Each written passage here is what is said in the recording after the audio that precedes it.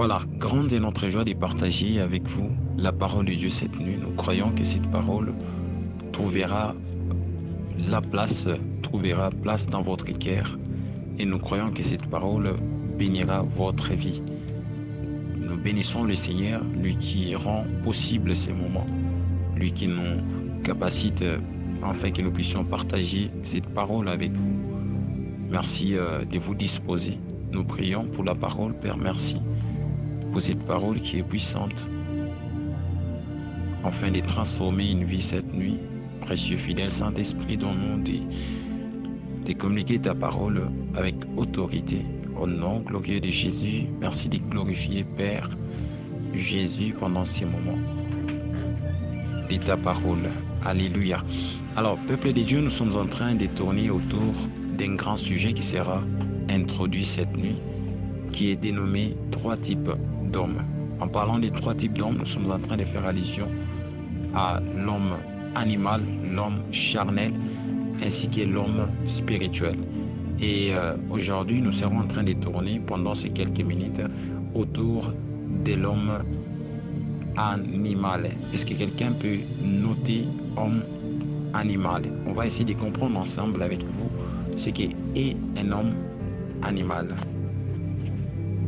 C'est qui un homme animal? Je vais donner quelques définitions et quelques caractéristiques d'un homme animal. Premièrement, nous devons savoir que lorsqu'on parle d'un homme animal, on n'est pas en train de faire allusion à un homme en partie physique animal.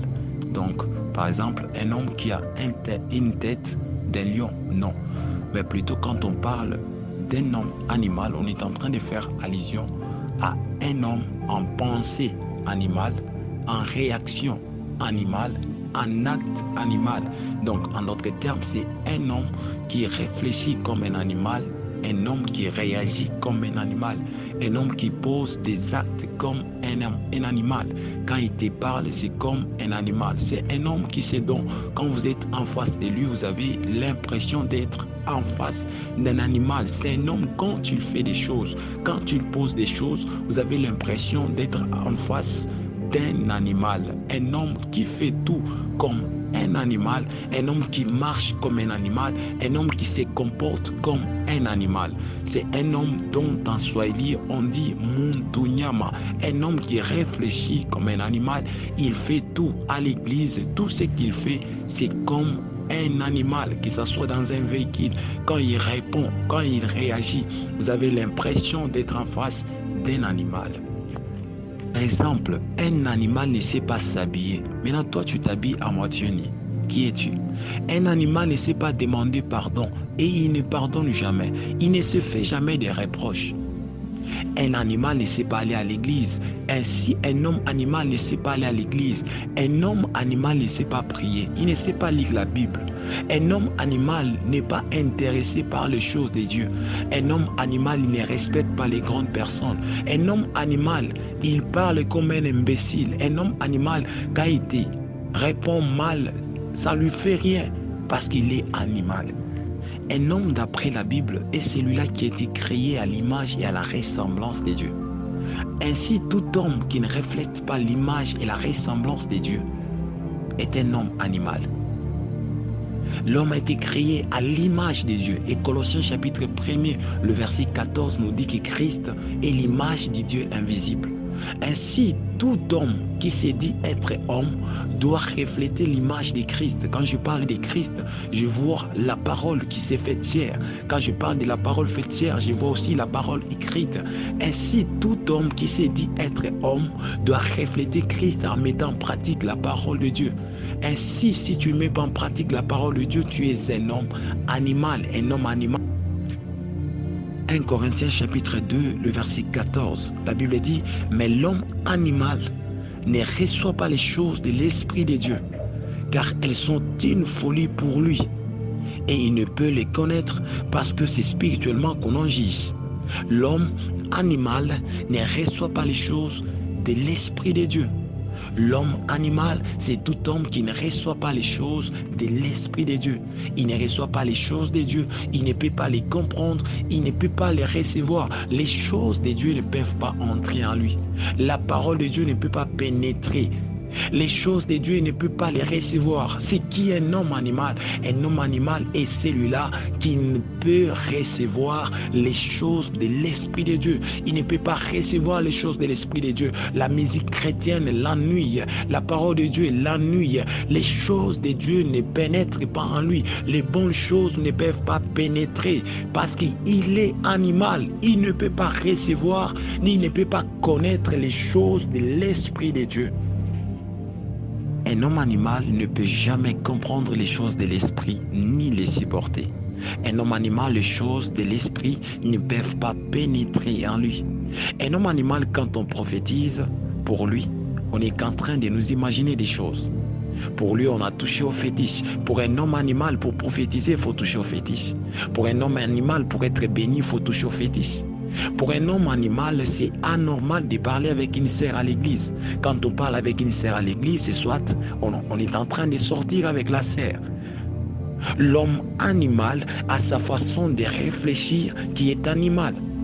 Homme animal a sa façon de voir qui est animal. Mon frère et ma sœur, es-tu animal?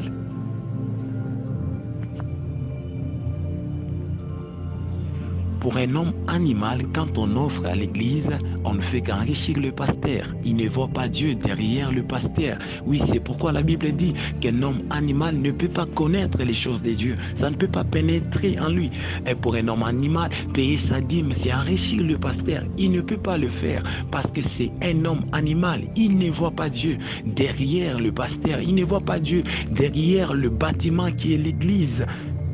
L'homme animal ne comprend pas les choses de Dieu et les choses de Dieu ne peuvent jamais, au grand jamais, pénétrer en lui. Je suis en train de citer avec quelques caractéristiques d'un homme animal. Premièrement, l'homme animal n'a point reçu Christ.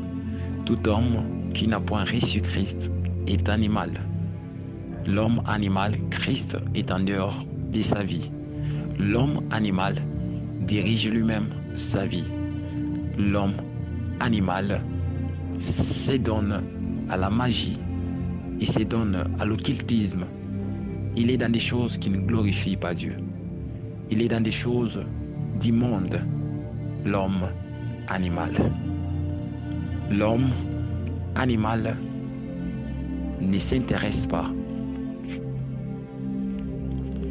Romains chapitre 12, le verset 2, la Bible déclare: ne vous conformez pas au siècle présent, mais soyez transformés par les renouvellements de l'intelligence, afin que vous discerniez quelle est la volonté de Dieu, ce qui est bon, agréable et parfait.